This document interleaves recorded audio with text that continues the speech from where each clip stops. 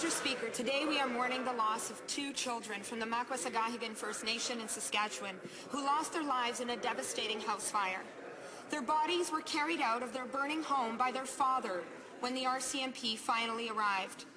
There was no fire response. No one responded to the emergency call in a community with no fire services. My question to the Minister is simple.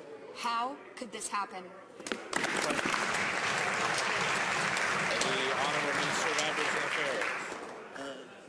Mr. Speaker, I know I have to be careful with the word I am going to be using, but you know,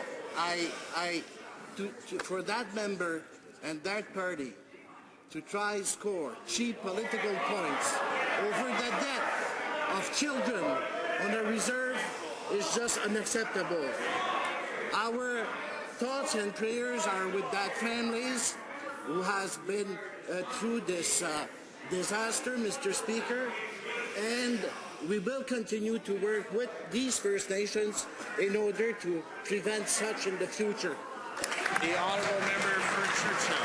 Mr. Speaker, the Minister may already know that people living on a First Nation in Canada are 10 times more likely to die in a housing fire than in any other community in our country. And this has everything to do with the lack of federal funding to First Nations when it comes to fire and emergency services.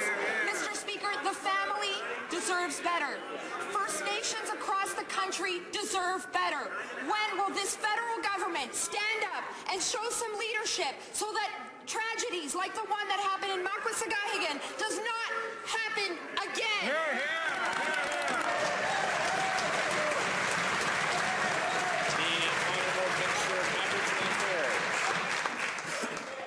Mr. Speaker, you know, the member may yell if that makes her feel good, but it doesn't change the situation. I mean, the fact of the matter, Mr. Speaker, is that we provide funding to First Nations to support operation and maintenance, fire protection infrastructure, and fire protection training on reserve. First Nations manage the fire protection services on reserve to meet the need of their communities. And we also know, Mr. Speaker, that education and awareness play an integral role in fire safety, and that's what we are funding.